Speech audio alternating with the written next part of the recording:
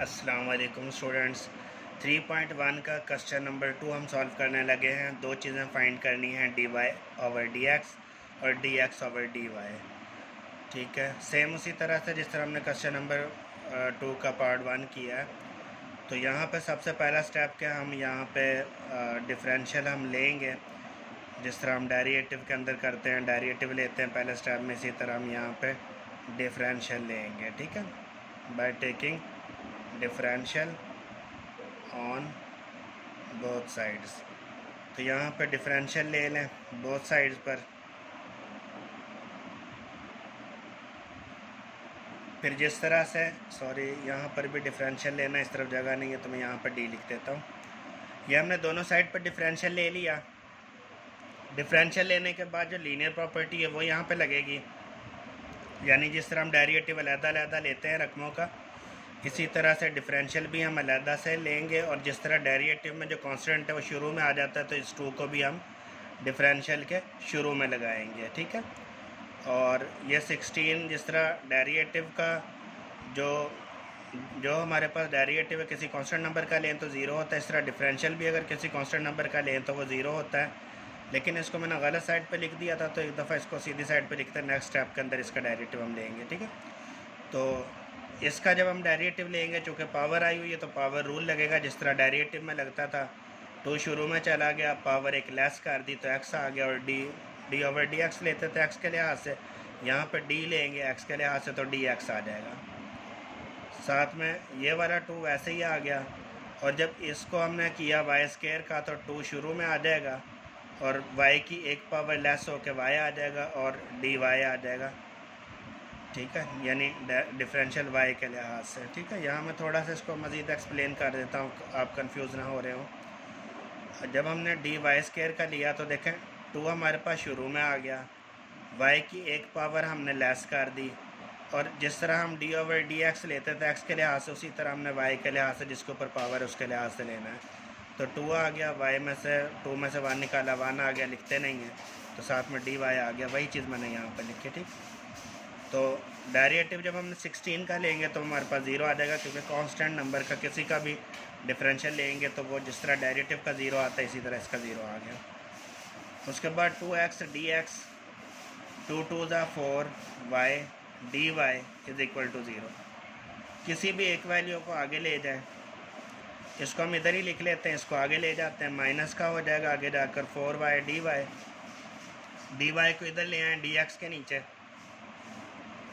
ये आ गया, आगे रह गया -4y, और 2x को आगे ले जाए, यहाँ मल्टीप्लाई हो रहा था, आगे जाकर डिवाइड हो जाएगा। तो ये हमारे पास dx ओवर dy का आंसर आया। इसको उल्टा देंगे हम तो हमारे पास दूसरा आंसर आ जाएगा। इसको हमने उल्टाया तो ये हमारे पास बन गया dy ऊपर चला गया और dx हमारे पास नीचे आ गया, और 2x ओवर 4y हमारे पास आ गया। कटिंग भी हो रही है यहाँ पे, तो कटिंग कर लें, 2 2 से कट गया, 2 2 4, तो इसका जो आंसर आया वो बेसिकली हमारे पास आ गया -2y ओवर x आ गया। इसको भी कटिंग कर लें, 2 2 4, तो ये आ गया -x ओवर 2y। ठीक है, तो ये हमारे पास आंसर आ गया दोनों। क्वेश्चन नंबर 3 को भी कर लेते, पार्ट नंबर जो 3 है उसको भी यहीं पर सॉल्व कर लेते हैं। पार्ट नंबर जो 3 है वो हमारे पास गिवन है x4 plus y square is equal to xy square. उसी तरह से हम डेरिवेटिव लेंगे, यहाँ लिख लें बाय टेकिंग, ठीक है, डिफरेंशियल ऑन बोथ साइड, इस तरह से आप लिख लें, इसमें सेम ऊपर वाली लाइन जिस तरह से पहले लिखी हुई है। उसके बाद यहाँ पे जब हम डिफरेंशियल अप्लाई करेंगे x4 प्लस वाई स्क्वायर पर हो जाएगा, और दूसरी साइड पर भी डिफरेंशियल अप्लाई करेंगे हम। यहाँ पे लीनियर प्रॉपर्टी लगेगी, लीनियर प्रॉपर्टी के तहत x4 plus d y square d x y square. ठीक है, तो यहाँ पर इसका हम डिफरेंशियल लेंगे तो ये 4 शुरू में एक पावर लेस और x के लिहाज से dx, जिस तरह डेरिवेटिव में। ठीक है, तो इसी तरह यहाँ पे जब हमने लिया तो 2y और dy, इसका डिफरेंशियल ये आ गया। उसके बाद यहाँ पे ये मल्टीप्लाई मतलब प्रोडक्ट रूल लग रहा है तो प्रोडक्ट रूल लगा दें, एक्स आ गया और D Y square plus Y square D X. ठीक है, ये इसको हमने किया तो ये हमारे पास D X plus 2y D Y, ये तो ऐसे ही रहेंगे, इसमें कोई हम सॉल्व नहीं कर सकते। इसको हम सॉल्व करेंगे, ये जो 2 है ये शुरू में आ जाएगा और y आ गया और साथ में आ जाएगा d y plus Y square D x उसी तरह से आ गया। ठीक है, अब हम इसको फर्दर सॉल्व करते हैं। फर्दर हम इसको ऐसे सॉल्व करेंगे कि आप पहले सारी रकमों को इस तरफ ले आएँ या फिर आप ऐसा करें जी सारी रकमों को इस तरफ ले आएँ तो ज़्यादा बेहतर है। तो हम सारी रकमों को इस तरफ ले आते हैं। 4x³ डी एक्स, इसके साथ इस रकम को लिख लें, ये इधर आके माइनस हो जाएगा वाई स्केयर डी एक्स और प्लस ये वाली रकम 2y डी वाई और इस रकम को उठा के इधर लेकर आएँ तो ये रकम हमारे पास है 2xy डी वाई।